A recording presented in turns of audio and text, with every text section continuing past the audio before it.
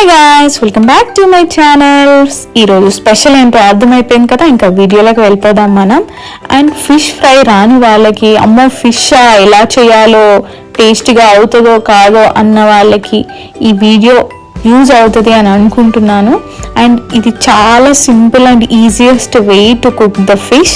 And మంచిగా ఫిష్ని wash చేసేసుకొని అందులోకి అల్లం, పసుపు, కారం అండ్ ఉప్పు యాడ్ చేసుకుందాం. ఇందులోకి మసాలాస్ వచ్చేసి ధనియాలు అండ్ జీలకర్రని లైట్గా వేయించుకొని దాన్ని పౌడర్గా చేసేసుకుందాం. అండ్ ఆనియన్ పేస్ట్, ఈ ఆనియన్ పేస్ట్ని కూడా మనం ఆనియన్స్ కట్ చేసుకొని లైట్గా ఆయిల్ వేసి వాటిని లైట్ బ్రౌన్ వచ్చే వరకు ఫ్రై చేసుకొని దాన్ని మనం పేస్ట్ కిందగా కన్వర్ట్ చేసుకుందాం. ఇది ఫ్రై కాబట్టి మనం పేస్ట్ని కొంచెం ఎక్కువగానే యాడ్ చేసుకోవాలి, ఎందుకంటే ఇదే మనకి గ్రేవీగా కన్వర్ట్ అవుతుంది కాబట్టి.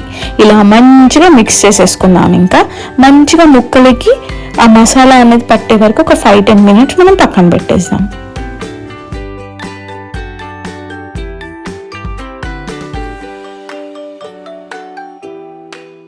ఇలా 5-10 మినిట్స్ పక్కన పెట్టాక మంచి ప్యాన్ తీసుకోవాలండి. ఇది చికెన్ లా కాదు కాబట్టి ఫిష్ కొంచెం మనం వెడల్పు ప్యాన్ తీసుకోవడం ఈజ్ బెస్ట్.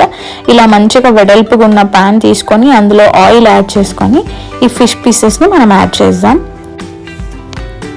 ఎప్పుడైతే వీటిని మనం ఫ్రై చేస్తున్నామో అప్పుడు చాలా జాగ్రత్తగా ఉండాలి వీటిని రొటేట్ చేస్తున్న టైంలో కూడా, ఎందుకంటే కొంచెం మిస్టేక్ అయినా ఈ ఫిష్ పీసెస్ అనేవి బ్రేక్ అయ్యే ఛాన్సెస్ ఉంటాయి మనకి. సో కొంచెం జాగ్రత్తగా చేసేసుకుందాం.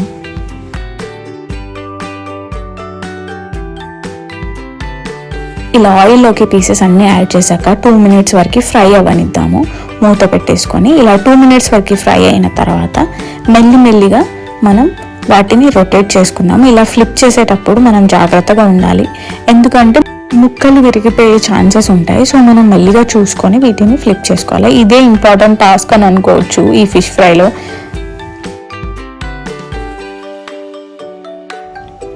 ఇంకా 5 మినిట్స్కి ఒకసారి, 2 మినిట్స్కి ఒకసారి మెల్లిమెల్లిగా వీటిని రొటేట్ చేసుకుంటూ ఫ్రై చేసుకోవాలి. ఇలా ఫ్రై అనేది మనకు కొంచెం లైట్ బ్రౌన్ కలర్లో వచ్చిన తర్వాత మనం పీస్ ఉడికిందా లేదా చూసుకొని స్టవ్ ఆఫ్ చేసుకోవడమే. చూడండి ఎంత యమ్గా ఉంది, నాకు చూస్తేనే చాలా ఆకలేసింది ఆ టైంలో అయితే. ఇంకా ఈ కలర్లో వచ్చిందంటే మన ఫిష్ ఫ్రై రెడీ అయిపోయినట్టే. ఇంకా మంచి మంచి వేడి అన్నంలోకి ఫిష్ ఫ్రై అండ్ ఫిష్ పులుసు వేసుకొని తింటే నా సామిరంగా super.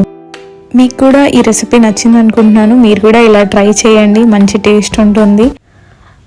Thank you for watching. Please like, share and subscribe to my channel.